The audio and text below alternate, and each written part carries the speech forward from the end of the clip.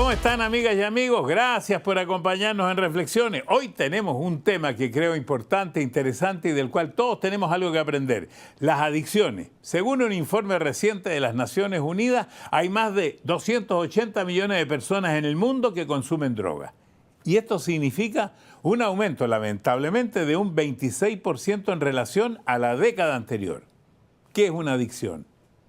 ¿Cuándo se considera que una persona es un adicto? ¿Cómo se puede salir de una adicción? ¿Qué papel juega la familia y el entorno en el tratamiento de una adicción? Tenemos muchas preguntas y para encontrar esas respuestas tenemos a un experto mundial, el psicólogo y magíster de drogadependencia, Juan Carlos Mancilla. También nos acompaña Jordi González, ludópata, para contarnos lo que significa vivir con una adicción al juego. Y para comenzar, desde Maryland, Estados Unidos, un hombre que sabe hasta dónde se puede llegar con una adicción, pero lo más importante, él también sabe cómo se puede salir de ella.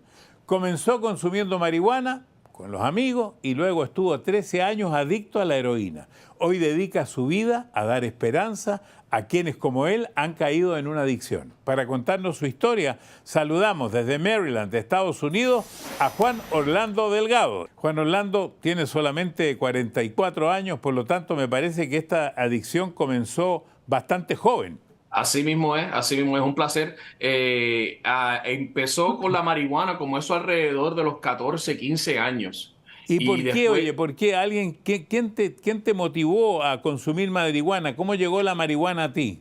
Sinceramente, no podría decir qué exactamente fue lo que me impulsó a probar marihuana por primera vez. Simplemente a lo mejor, pues siendo pues latino, en una escuela de americanos, o sea, la misma presión de grupo, sea pues algo nuevo, entrando pues a la secundaria. O sea, tantos factores que se pueden aplicar a esto. Puede ser lo que me impulsó a la curiosidad, porque todo empezó por curioso.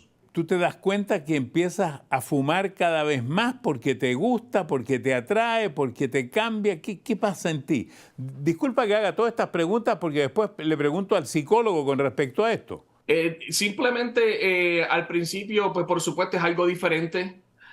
También es algo, pues ahora pues hay un nuevo grupo de amigos que pues ahora soy parte de. Tenemos algo en común y pues seguro es algo diferente, algo que en ese momento me gusta, algo que pues disfruto en ese momento, pero después eso pues como que se vuelve como monótono, ¿no? Y es lo mismo, lo mismo, lo mismo, hasta que entonces pues progreso pues a otras cosas más fuertes. ¿Después de cuánto tiempo tú cambias, me imagino que después a la cocaína? Bueno, empecé un poco con un poco de cocaína, pero en realidad no era mi gusto. Ya. No me daba algo que estaría buscando. Y pues ya como a los cuatro años después, es que entonces pues conozco 4 o 5 años, es que conozco entonces pues a la heroína y ahí el mundo cambia. ¿Por qué? ¿Qué pasa en ti? Cuando tú estás fumando marihuana, ¿cuánto fumas? ¿Un pito, 10 pitos? ¿Cuánto fumas al día? Bueno, cuando empecé, pues simplemente era la mitad de un pito, ¿no? Ya. La mitad nada más. O como decimos en Puerto Rico, una cachá, ¿no? Uno o dos nada más. Y así, pues entonces eso va progresando, porque entonces también, pues mi cuerpo se va acostumbrando y necesito más y necesito más.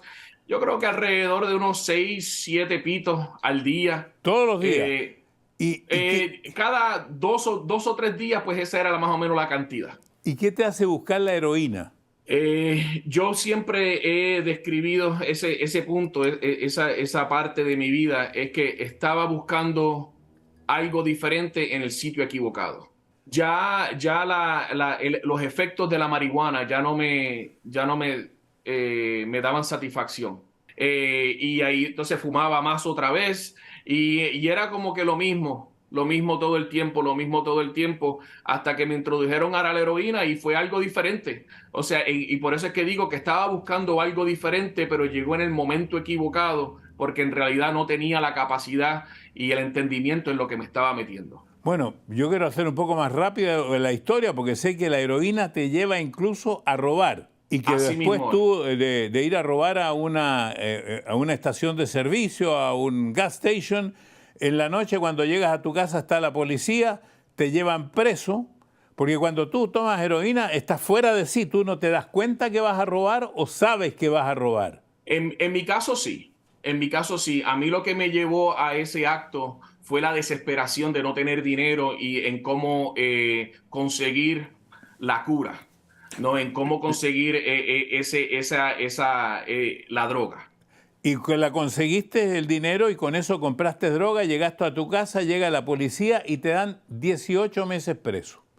Eso es Y correcto. uno de los momentos dolorosos es cuando tú ves que tu hijo recién nacido lo ves tú cuando estás detrás de las rejas, ¿verdad? Hay etapas en esos 13 años porque para mí todo es como nubloso en esos 13 años. Y no, y de la única prueba que yo tengo son fotos en programas de rehabilitación que traté, fueron muchos, y cumpleaños que pasaron. Pero una de los retratos más vivos que siempre tengo en mi mente es cuando vi a mi hijo mayor tomar sus primeros pasos mientras yo lo estaba observando a él detrás del cristal. Sí, pero además en el momento que entras a estar preso, automáticamente quedas sin droga, ¿no? O porque me imagino que ahí no puedes tomar droga en la cárcel.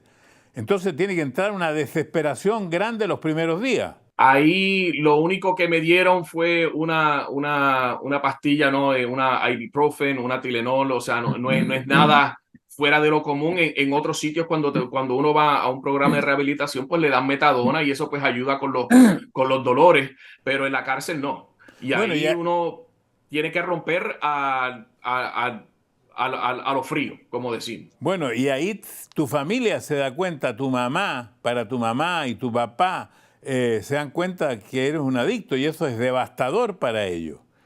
Y No, qué, eso a ellos lo terminó completamente. Me acuerdo que mi mamá estaba en vacaciones y ella paró las vacaciones y regresó a los Estados Unidos para pues tratar de pues bregar con el asunto, con el caso, tratar de buscar un abogado y todas estas cosas. porque tú ibas a tu casa solamente para ir a comer. Lo demás seguías buscando en la calle tu droga, antes de ir a Bueno, la cárcel, por supuesto.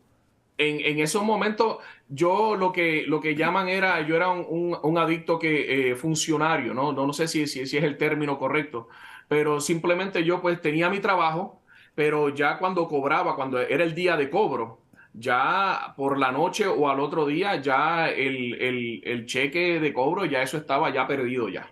Ya, esto ya te lo habías gastado. Ahora, siempre yo digo que hay un clic. He entrevistado muchas veces personas en drogas, en adicciones, y siempre hago esta pregunta porque pienso que en algún momento hay un clic, algo que te dice, tengo que cambiar, mi vida tiene que ser distinta. ¿Te pasó eso a ti o no? El clic ese para mí y en mi opinión personal fue algo espiritual. Para mí ese clic fue algo, me acuerdo que en el último programa donde yo fui para rehabilitarme, yo verdaderamente no quería cambiar. Yo solamente fui a ese programa simplemente para tener 3 comidas calientes y una cama. Esa era la mentalidad, ese era el motivo, esa era la misión, porque sabía que 3 o 4 meses después, pues entonces iba a salir pues un poquito más gordito, un poquito más fuerte, y ahí pues entonces salí otra vez a la calle. Pero algo en mi mente fue algo espiritual que yo digo, tengo que hacer algo, tengo que cambiar. Y eso pues como una bola de nieve corrió. Déjame que la nube virtual deben tener preguntas que también van a servir para el psicólogo y seguramente para ti. Vamos a hablar con Armando Ríos, que también quiere hacer una pregunta en México. Adelante, Armando. Disculpa, ahorita mencionas lo de la espiritualidad, pero aparte de eso, ¿qué otra cosa te orilló allá? ¿Tocaste fondo? Mi familia, quiero verla. ¿Qué otro factor fue para dejar las drogas? Por supuesto, tenemos pues los familiares, ¿no? Que siempre están, Juan, por favor, cambia tu vida. Tenemos pues buenos amigos que siempre están ahí presentes. Juan, por favor, cambia tu vida. También viendo pues a mi niño crecer y yo no estaba presente. A lo mejor estaba presente algunas veces físicamente, pero mentalmente y emocionalmente no estaba con él.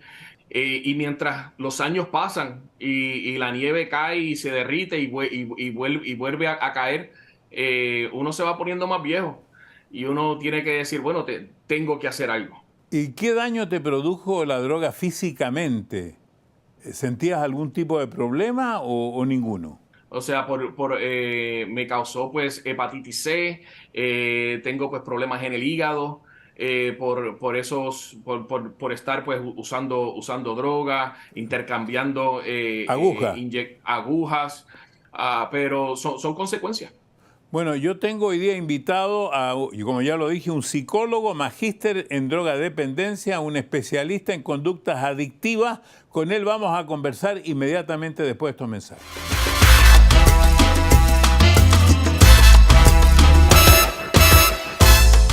Estamos en Reflexiones, estamos hablando con Juan Orlando Delgado, un ex drogadicto. Ya dijimos que vamos a incorporar a un psicólogo, la nube virtual está conversando, ya está con nosotros el magíster en drogadependencia, terapeuta individual y familiar, creador de programas especiales en terapias de ayuda y tratamiento, profesor universitario, asesor de organizaciones internacionales y conferencista. Desde Córdoba, Argentina, Juan Carlos Mancilla. Bienvenido, Juan Carlos, al programa. Gracias, don Francisco. Un gusto estar aquí y me parece que es un tema que puede ayudar sin duda a mucha gente. Bueno, esa es la idea de este programa, pero yo quiero preguntarle, Juan Carlos, de la historia que usted ha escuchado de Juan Orlando Delgado, me imagino que es una historia común que le pasa a mucha gente. En este caso, me parece a mí que, por ejemplo, la marihuana, que en un momento la gente estaba muy en contra de la marihuana y hoy día como que se ha apaciguado eso. Y me da la impresión que la marihuana le abre la puerta a Juan Orlando con respecto a la heroína.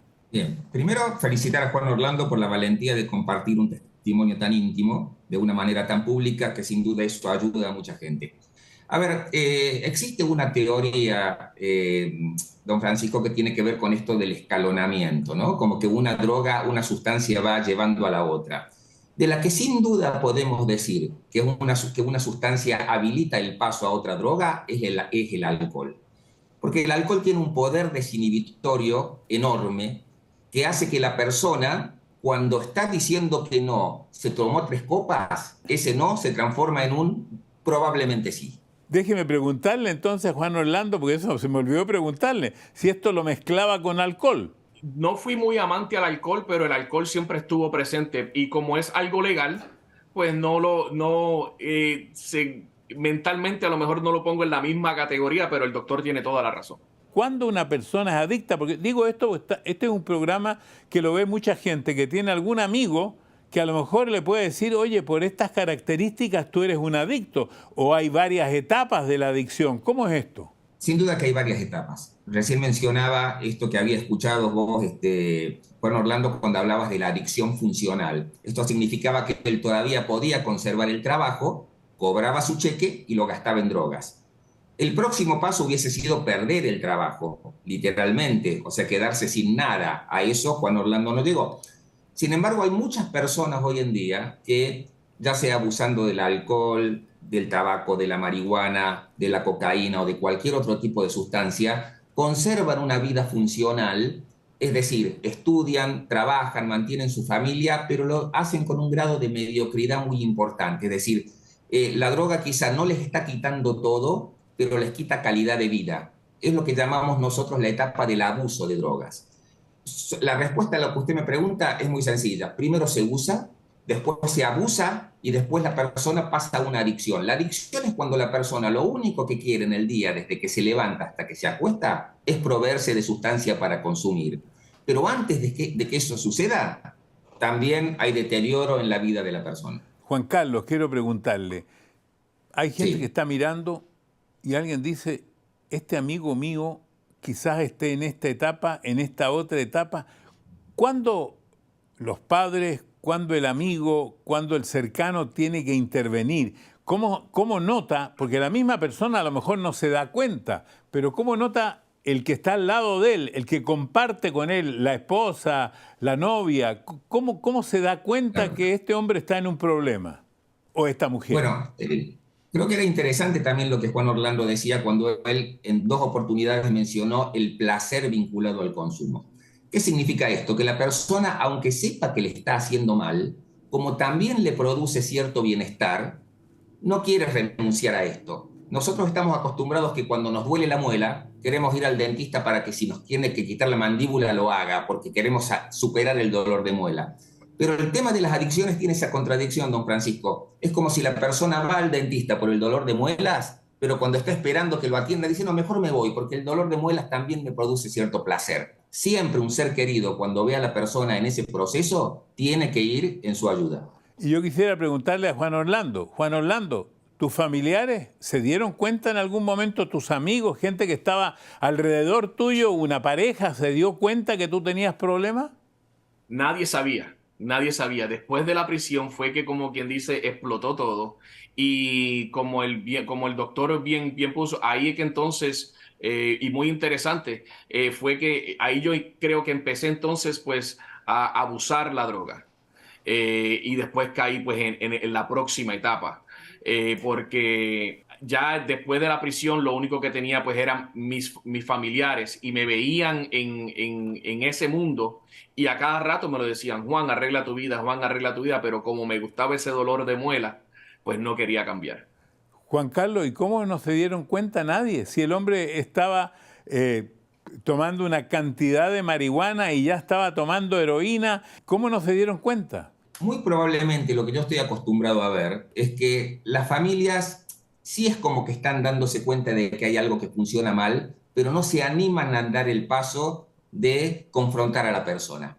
Por miedo a que se enoje, por miedo a que el problema empeore, o porque también vivimos en una sociedad demasiado individualista, donde pensamos que meternos en la vida de los demás es entrometernos, ¿no? Entonces, por eso me parece que este programa también comunica algo importante, la solidaridad, en el sentido de animémonos a intervenir cuando un ser querido creemos, pensamos, sospechamos que está viviendo un problema con el abuso de cualquier tipo de sustancia. Yo empecé mencionando el alcohol porque es la sustancia que más daño le está haciendo a nuestra sociedad en términos de las adicciones, ¿sí?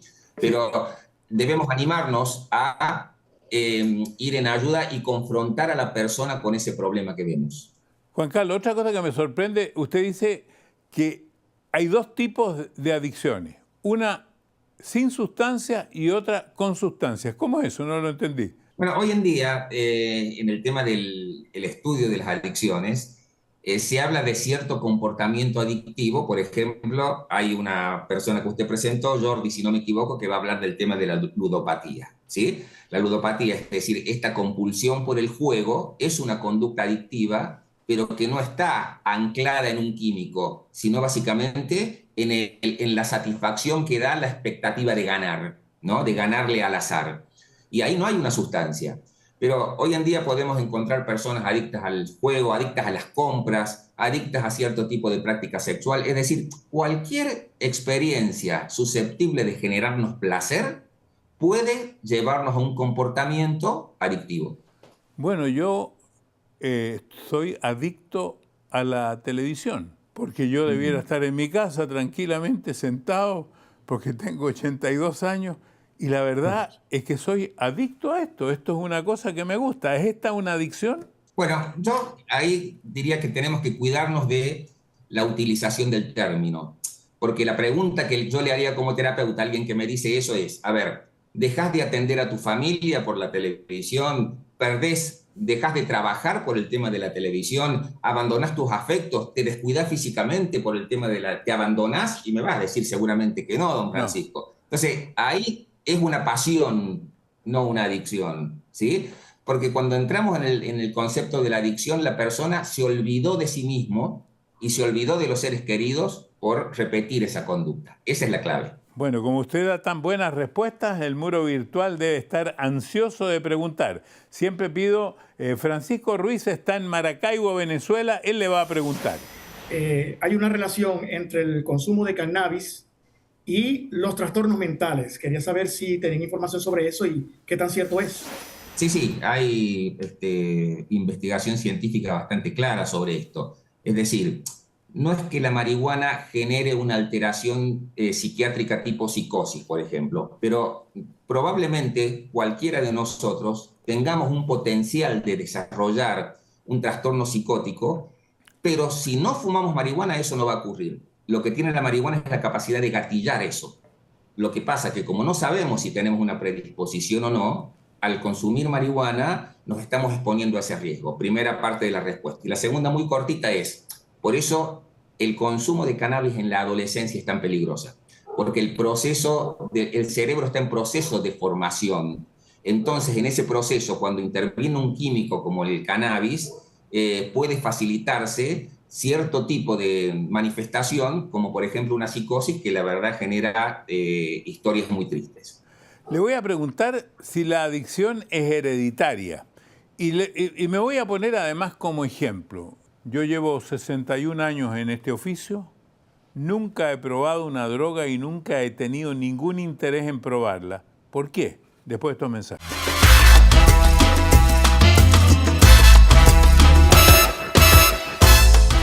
Estamos en Reflexiones. Juan Orlando Delgado, ex drogadicto, conversando con nosotros. Juan Carlos Mancilla, psicólogo especialista en adicciones, y la nube virtual. Dejé colgando la pregunta, si esto es hereditario, y la segunda parte, cuando me puse como ejemplo, si hay predisposición de una persona a tener alguna adicción. A ver, para que se pueda desarrollar una adicción, tiene que haber tres componentes. Cuestiones del contexto social en donde la persona vive y que tiene que haber cierto tipo de exposición a factores de riesgo. También cuestiones de tipo biológico, probablemente hereditarias, y decisiones personales. Sobre lo hereditario específicamente, sí, hay cierta predisposición, pero eso no predestina a nadie a que va a terminar siendo un adicto sí o sí, pero le puede dar un nivel de vulnerabilidad mayor. Rápidamente, hay experimentos interesantes que, por ejemplo, cuando la mujer embarazada consume alcohol en cierto momento del embarazo, cuando el niño nace, se le acerca un algodoncito con olor a alcohol y quiere mamar como si fuese leche. Es decir, ya viene con ese tipo de conducta aprendida a partir de lo que vivió en el embarazo de la madre. Es decir, hay factores sin duda hereditarios, pero no son determinantes en absoluto. Tiene que ver también decisiones personales y un medio ambiente desfavorable. Ahora, pareciera que el alcoholismo es lo más hereditario de todas estas adicciones, porque yo he escuchado de muchas familias que han dicho, bueno, mi hijo o mi abuelo era alcohólico y por eso mi hijo es alcohólico, qué sé yo, cosas así. Lo que pasa es que el alcohol es la sustancia más estudiada de las drogas de las que estamos hablando, porque las otras, al haber estado desde principios del siglo pasado en el terreno de la ilegalidad, eso también restringió la posibilidad de muchos estudios que los científicos nos hemos perdido y los estamos tratando de recuperar ahora. Entonces del alcohol conocemos mucho más, pero no diría con seguridad que es indefectiblemente la más hereditaria. De las que más conocemos, sin duda que sí. Voy con Juan Orlando de nuevo para preguntarle si en sus padres, si en su entorno, familiares, hay también personas que han caído en el alcohol, en las drogas, en la marihuana. Desafortunadamente sí. Mi abuelo, él murió pues de cirrosis del hígado por el consumo del alcohol. Tengo otros familiares también que son adictos a las drogas. No, según meditando en mi vida y en mis propias acciones y en lo que he hecho, es cierto. Y quiero hacerle una pregunta, Juan Carlos. ¿Por qué a usted le gustó este tema? ¿Por qué usted estudió esto? ¿Por qué se dedicó a esto? Bueno, este es un tema que implica mucho compromiso personal, emocional, ¿no? Y en mi caso particular, he tenido en mi historia de vida familiar dos primos que cuando yo era adolescente tuvieron graves problemas con drogas, murieron por el tema vinculados al tema de las drogas y eso a mí me sensibilizó mucho.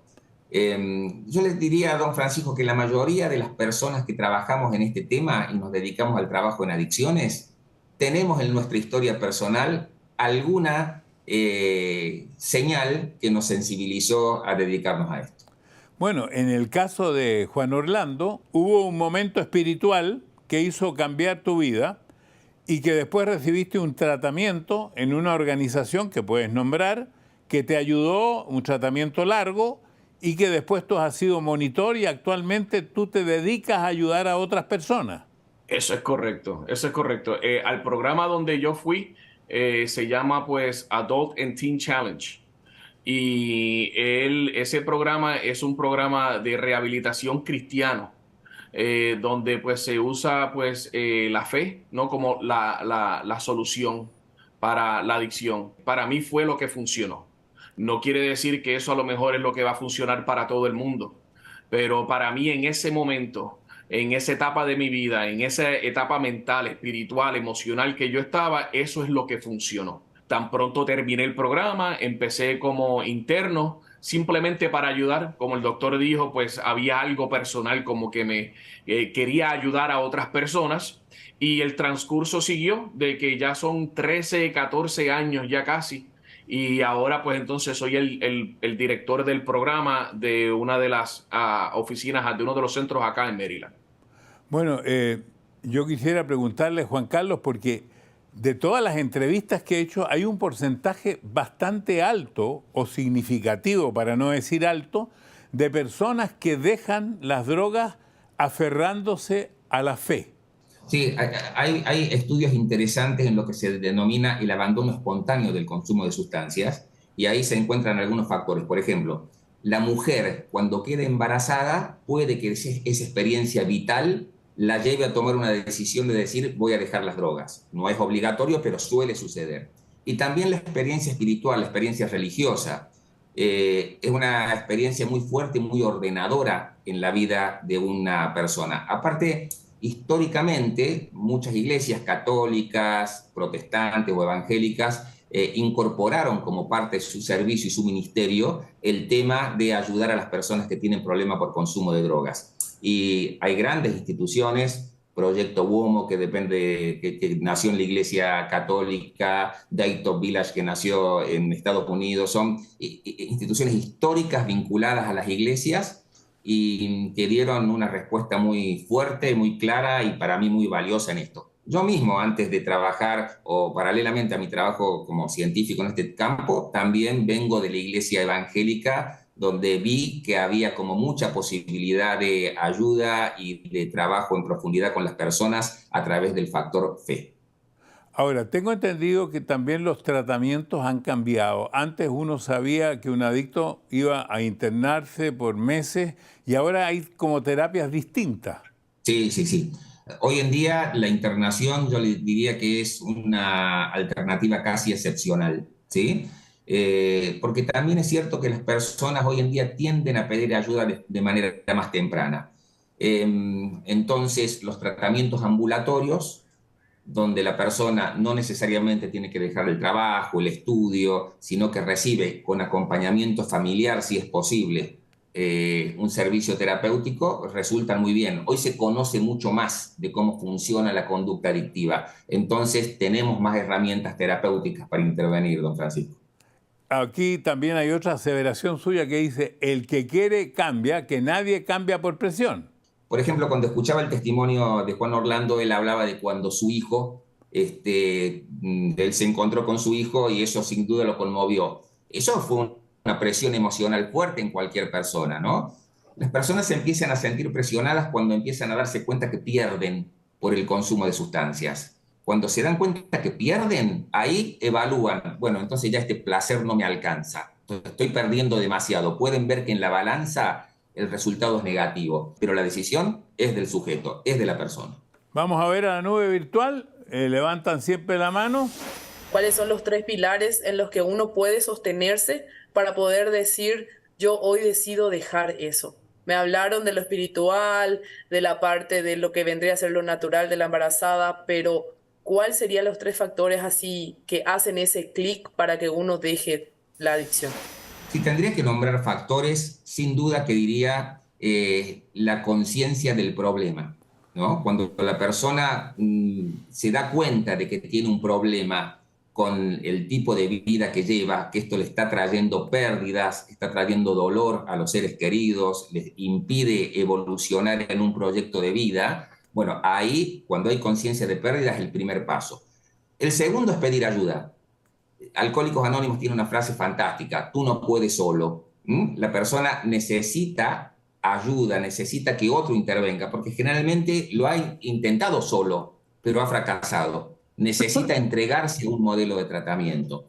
Y lo tercero yo diría que es, si se cuenta con apoyo familiar, la posibilidad de que sea exitoso el esfuerzo es mucho mayor. Se puede salir del problema de las drogas. Bueno, vamos a sumar a esta conversación a un español, está 6 horas más adelantado que nosotros, llegó a gastarse casi todo lo que obtenía trabajando en el juego. Su adicción eran las máquinas tragamonedas, que en España se llaman diferentes, ya no va a decir cómo. Pese a que sabía que estaba en un camino sin salida, no podía parar. Un amigo lo enfrentó a la realidad y tuvo que confesar todo a su esposa. Y después de más de 2 años de tratamiento, en enero de este año, fue dado de alta. Saludamos en Reflexiones desde Barcelona, España, a Jordi González. Jordi, ¿qué tal? Don Francisco? ¿Qué tal, compañero? Buenas noches. Pues nada, lo primero, dar las gracias por invitarme al programa y darle visibilidad a una edición que realmente pues se la tiene muy tolerada. No se le da la importancia que tiene. Bueno, vamos a hablar y un poco contar la historia, pero después de estos mensajes.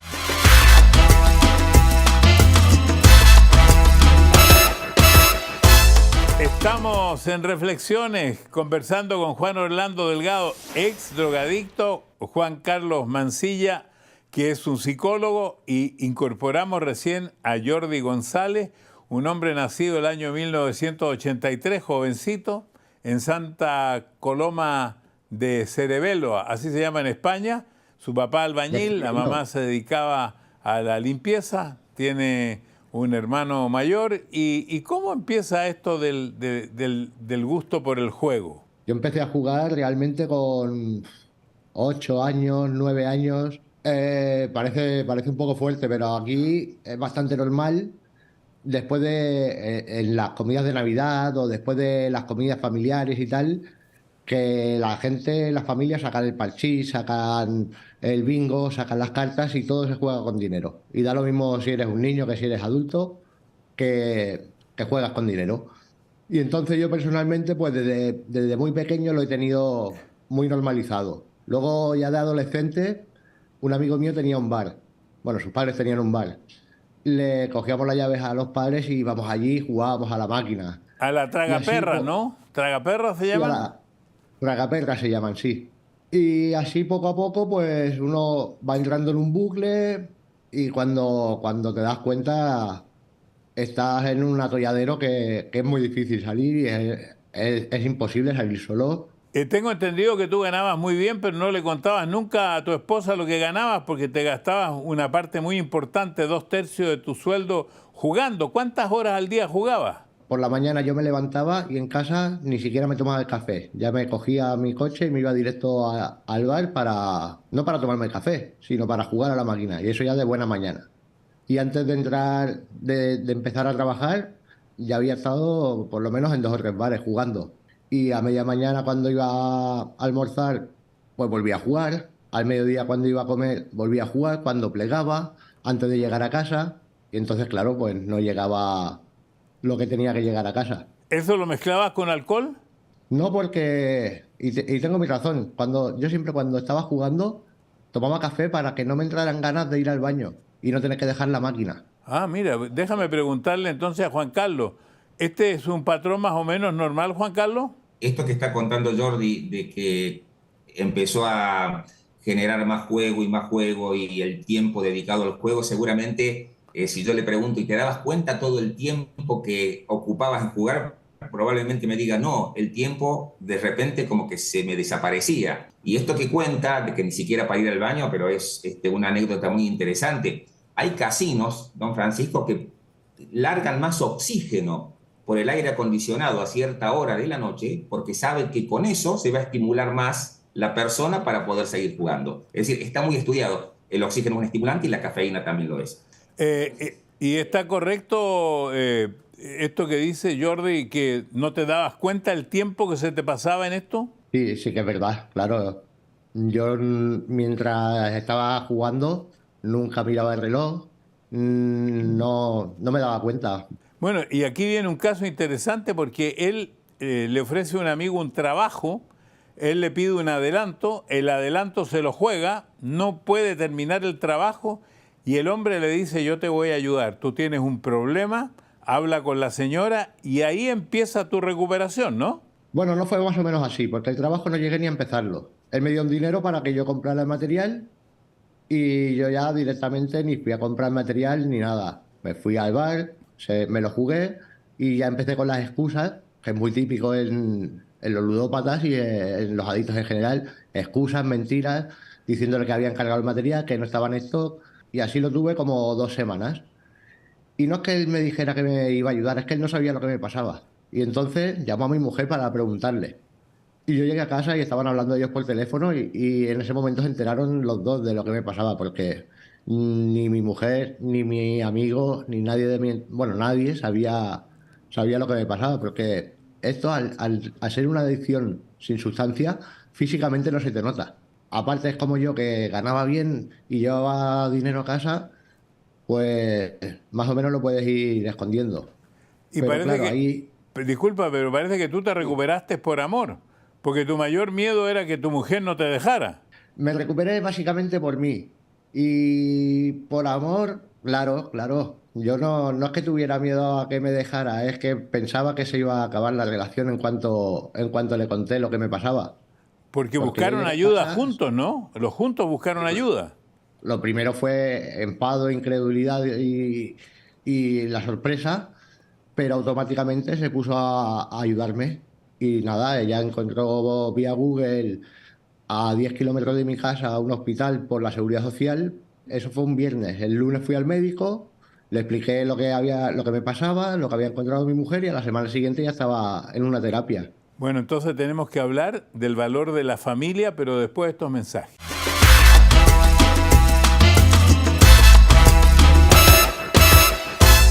Estamos en Reflexiones, dejé una pregunta pendiente. Juan Carlos, creo que ya usted lo dijo y creo que hay que repetirlo, el valor de la familia en la recuperación de una adicción. En la historia de los tipos de tratamiento para cualquier tipo de adicción, nos fuimos dando cuenta que cuanto más intervenía la familia, mejor era el pronóstico, menos hacía falta la internación, porque la familia podía acompañar y podía tener una contención fuerte de la persona. Y pone un componente que usted lo nombró recién, que es el del amor, el del cuidado, el del acompañamiento del otro. Al principio funciona como un gran ancla a la familia, porque la persona está en una pelea interna. Tengo que dejar algo que me gusta. Y caramba, es difícil dejar algo que nos gusta. Pero cuando tenemos una familia que está ahí empujándonos para ir por un camino que nos va a hacer mejor, la posibilidad de que lo recorramos crece mucho. Bueno, tengo entendido además, Juan Carlos, que usted está trabajando en un programa con varios países con adultos mayores, que serían estos adultos mayores buenos terapeutas o buenos ayudantes de terapeutas. Así es. Bueno, yo vengo de España, yo la semana pasada estuve en España, ahí el país de Jordi, tengo un hijo también que vive allí, así que suelo ir para aquellos lados. Y hemos creado una red internacional de adultos mayores preventores. ¿Por qué hemos creado esto? Y lo cuento rápidamente, don Francisco. Porque hoy en día el adulto mayor tiende a ser marginado muchas veces de lo social. No se le da el valor que tiene su experiencia de vida. Y el adulto mayor tiene experiencias de haber superado problemas personales, haber podido vivir sin consumo de droga, que ese es un testimonio también. Es un testimonio valioso el que la superó, pero es un testimonio también muy valioso el que nunca las buscó. Y ese tipo de testimonio, dado desde la tercera edad a los adolescentes, por ejemplo, esa experiencia estamos haciendo en Córdoba, ayuda a crear un canal comunicante entre generaciones que están muy distanciadas en nuestra sociedad y tiene un efecto preventivo importante.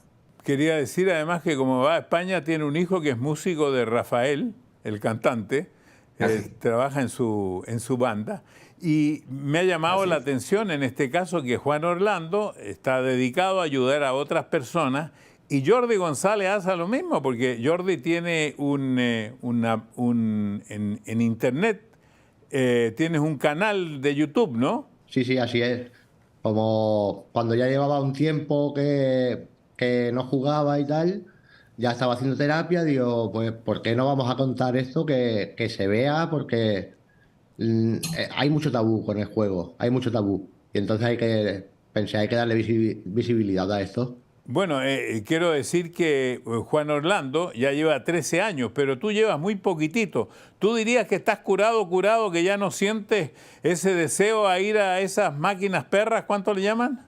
Tragaperras. No, no, curado no.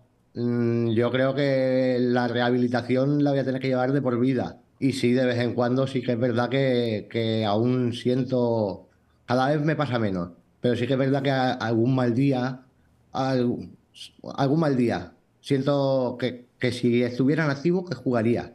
Pero después de haber aprendido la terapia, las herramientas necesarias para no jugar, las pongo en práctica y funcionan. Sí, pero hay que decir algo, Juan Carlos. Esto es como la diabetes. Sí.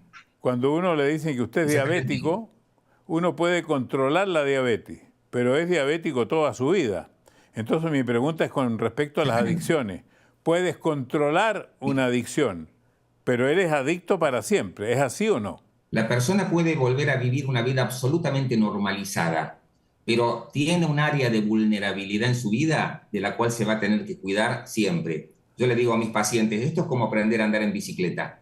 Uno puede no montar en bicicleta durante años, pero cuando viste una bicicleta, aunque sea después de 20, sabes cómo subirte y sabes cómo hacer equilibrio. Entonces tenés que cuidarte de esa exposición.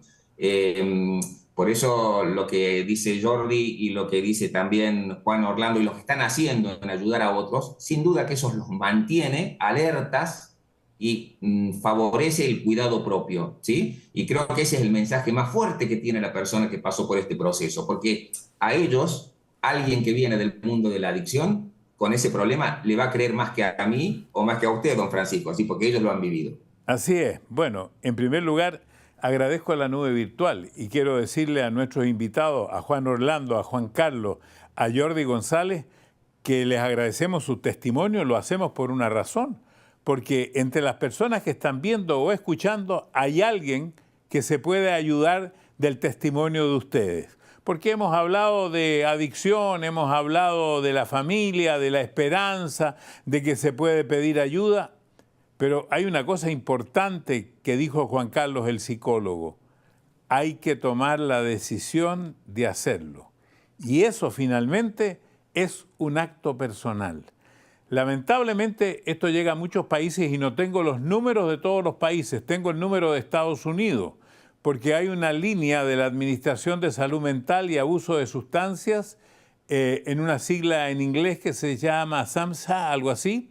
El número es el 1-800-662-4357 y tiene que presionar 2 para español. Si alguno de ustedes que escuchó y que vio esto lo ayudó, para nosotros es el aplauso. Nos sentimos más que contentos. Un aplauso para la nube virtual también. Un aplauso para nuestros invitados y mi agradecimiento. Hasta la próxima. Espero que les haya gustado el video. Suscríbase aquí a mi canal. Llame a sus amigos para que se suscriban aquí también. Y dele a la campanita. Y le recomiendo que siga viendo mi video porque tengo muchos videos. Siga aquí.